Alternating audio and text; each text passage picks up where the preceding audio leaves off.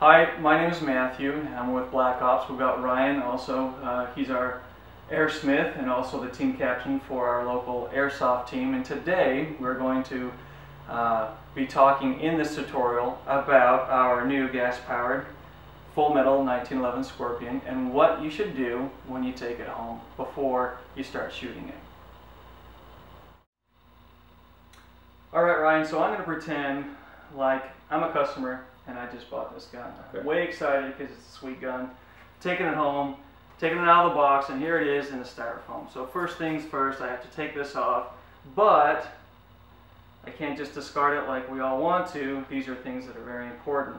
They are the owner's manual and our warnings and cautions. Alright, now we get to the fun part. After we've read all this stuff here, we're going to come over here, we're going to pull out our magazine here. We're going to inspect this and make sure that we don't have any debris and everything is free of any kind of visual defects that you guys may find. Now we're going to take this, we're going to set this off to the side.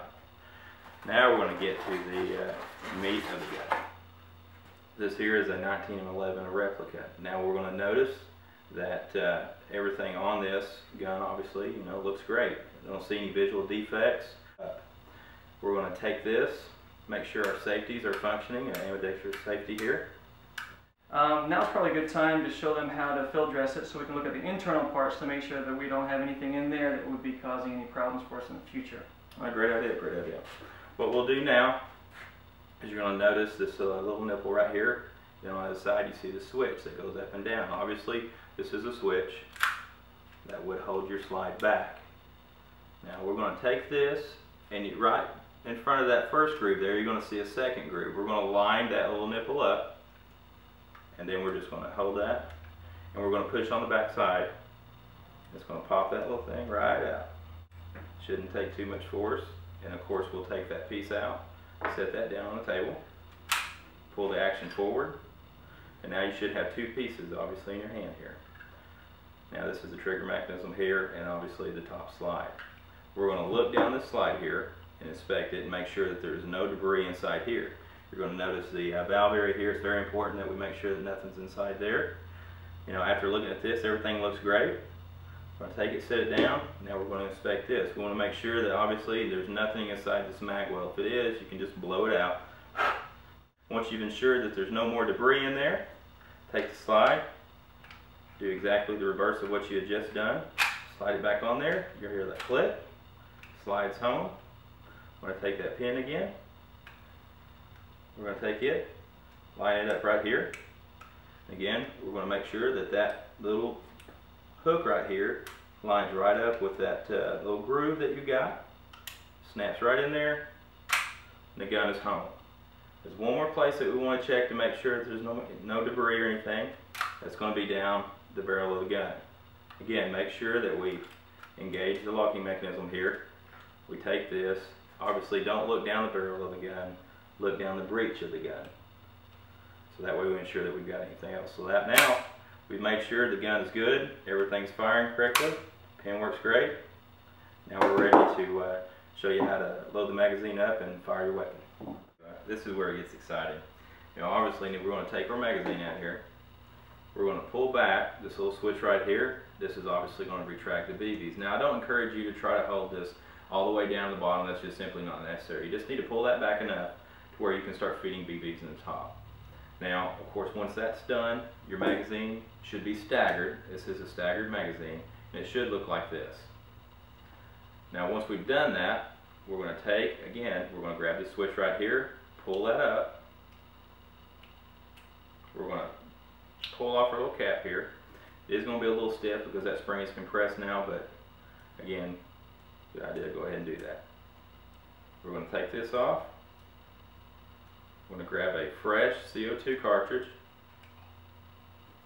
and drop it down in here. Don't drop it down in, but just lay it down in there. We're going to stick our cap back on. Be careful so that you're not cross-threading anything. Now we're going to take this and we're going to snug it with our fingers. And we're going to use our tool, and then we're going to start to tighten that down. Now, when you do that, you don't want to do it real slow. You want to kind of do it kind of quick, so that it makes a good seal whenever you're doing this. Well, you're going to hear the hiss and you're going to know your magazine's charged up. You're going to take your cap, slide it back on, I hear a click, and now we're ready to go out and shoot our gun.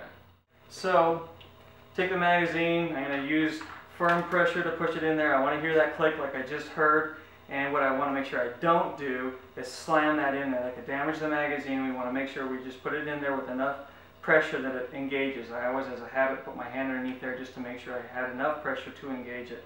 And then I'm going to chamber around and automatically put my safety on. Then I can holster the weapon to go out to my target shooting or wherever I plan on shooting the weapon. Before I do that, also, I want to make sure that I'm grabbing all the safety gear that I need. So have your full seal goggles, make sure these are on at all times when you're playing or around other people who are playing with airsoft weapons. And this really is a vital piece of safety equipment. So from there, we're out, we found a target that we want to shoot at. Is it okay if I just like aim, start popping off, empty the entire magazine? Absolutely not. You know, keep in mind that this is a CO2 pistol. It's not a green gas pistol or what you call a wet gas pistol. This here, because of the gas, you know, expanding, comes out as a very cold gas. So you want to make sure that, you know, we're not damaging. I'm just going to use, for example, show you guys. There's O-rings inside here and up here that this gas will dry out if you're just sitting there wrapping off shots. So it's very important that, you know, you try not to do, you know, a successive, you know, I say rapid fire on the weapon. You want to make sure that obviously you're doing maybe 3 or 4 shots at a time. Also, you're going to notice consistency in the CO2 shot because it gives that CO2 the chance to expand inside that chamber there. So obviously the more you shoot and the faster you shoot, then it's going to decrease your accuracy.